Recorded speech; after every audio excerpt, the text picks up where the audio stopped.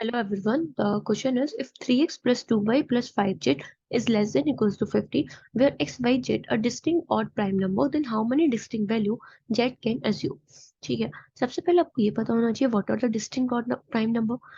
वैसे सारे जो प्राइम नंबर होते हैं, नॉट सारे मतलब प्राइम नंबर मोस्टली ऑड ही होते हैं except 2. 2 is an even prime number. ठीक है, इट मीन्स जो ऑड प्राइम नंबर स्टार्ट होंगे वो 3 से होंगे. 3, 5, 7, 11 सो ऑन. ठीक है, हमें क्या चाहिए, एक्स वाई जेड के डिस्टिंक्ट प्राइम नंबर है और जेड की हमें डिफरेंट वैल्यूज बतानी है. तो हम पहले मिनिमम पेयर लेते हैं एक्स वाई जेड का, दैट इज 3, 5, 7 होगा. ठीक है, और हमें गिवन है इक्वालिटी 3x प्लस में 2y प्लस में 5z is less than equal to 50. ठीक है, सबसे पहले हम इस एक्सप्रेशन का मिनिमम वैल्यू फाइंड आउट करते हैं कि इसकी मिनिमम वैल्यू क्या होगी. एंड इस एक्सप्रेशन की मिनिमम वैल्यू फाइंड आउट करने के लिए कंसेप्ट जो यूज होता है वो ये है कि जिस वेरिएबल का कोफिशिएंट मैक्सिमम होता है उसकी हमें मिनिमम वैल्यू पुट करनी होती है. एंड जिस वेरिएबल का कोफिशिएंट मिनिमम होता है उसकी हम मैक्सिमम वैल्यू पुट करते हैं. ठीक है, यहाँ पे मैक्सिमम वेरिएबल की मैक्सिमम कोफिशिएंट किसका है, दैट इज जेड का 5 है. ठीक है, तो इसकी मिनिमम वैल्यू पुट करेंगे दैट इज 3. ठीक है, तो जेड की वैल्यू हम यहाँ पे क्या पुट करेंगे 3. यहाँ पे वाई का क्या है, मिनिमम कोफिशिएंट है तो मैक्सिमम वैल्यू पुट करेंगे दैट इज 7. अब रिमेनिंग एक्स की बची that is 5. We will get 15 plus में 14 प्लस में 15 and here we will get 44 and 44 is less than equals to 50. तो ये करेक्ट हो जाएगा. यहाँ से हमें जेड की एक वैल्यू मिल जाती है that is Z is equals to 3. And जो 44 होता है ये मिनिमम वैल्यू भी है इस लीनियर एक्सप्रेशन का. ठीक है, नेक्स्ट हम इसमें पुट करते हैं जेड की 5 वैल्यू. ठीक है, हम पहले पता है क्या करेंगे, ये जो पेयरिंग है ना, जो हमने पेयर बनाया 3, 5, 7 का, इसी को रीअरेंज करके देखते हैं. अगर जेड की वैल्यू यहाँ पे 5 पुट करेंगे देन जेड की वैल्यू 7 पुट करेंगे, उसी के अकॉर्डिंग हम निकालते हैं. आपको डायरेक्टली उस पर मूव करने का नीड नहीं है कि हमने 3, 5, 7 अगर हम जेड की 5 ले रहे हैं तो 5, 7, 11 ही लेंगे नेक्स्ट पे, नहीं. आप दूसरी बार भी चेक कर सकते हो इसको रीअरेंज करके. ठीक है, अब हम जेड की वैल्यू यहाँ पे 5,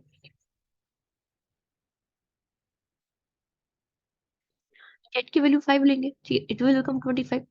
अब यहाँ पे चेक करते हैं 3 और 2, कोफिशिएंट किसका कम है, दैट इज वाई का कम है, 2 है, तो इसकी मैक्सिमम वैल्यू पुट करेंगे.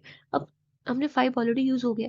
3 और 7 में से मैक्सिमम कौन सा है, दैट इज 7. तो यहाँ पे हम इसकी मैक्सिमम वैल्यू पुट कर देते हैं 7 और एक्स की क्या वैल्यू पुट करेंगे that is 3. It will become 9 plus में 14 प्लस में 25.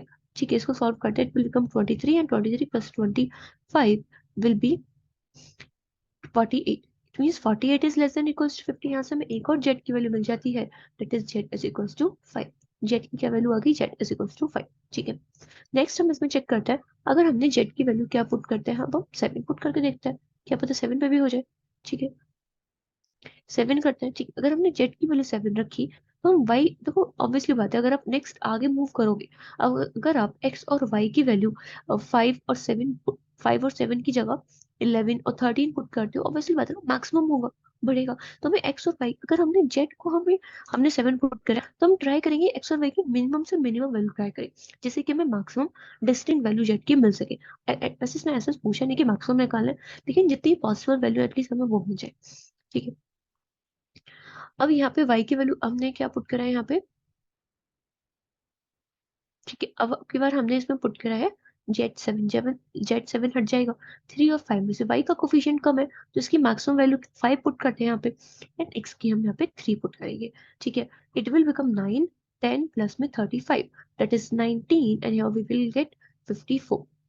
ठीक है, 54 आ जाएगा. 54 is greater than equals to 50. This is not less than equals to 50. इसका मतलब जेड की वैल्यू 7 यहाँ पे सेटिस्फाई नहीं करेगी. अब जेड की आगे कोई भी वैल्यू यहाँ पे सेटिस्फाई नहीं करेगी. इसका मतलब यहाँ से केवल हमें दो ही वैल्यू मिली है जेड की, that is Z is equals to 3 and Z is equal to 5. तो यहाँ पे जो how many distinct value of Z can assume, we can assume two distinct value of Z that is 3 and 5. I hope you understand the concept here. Thank you.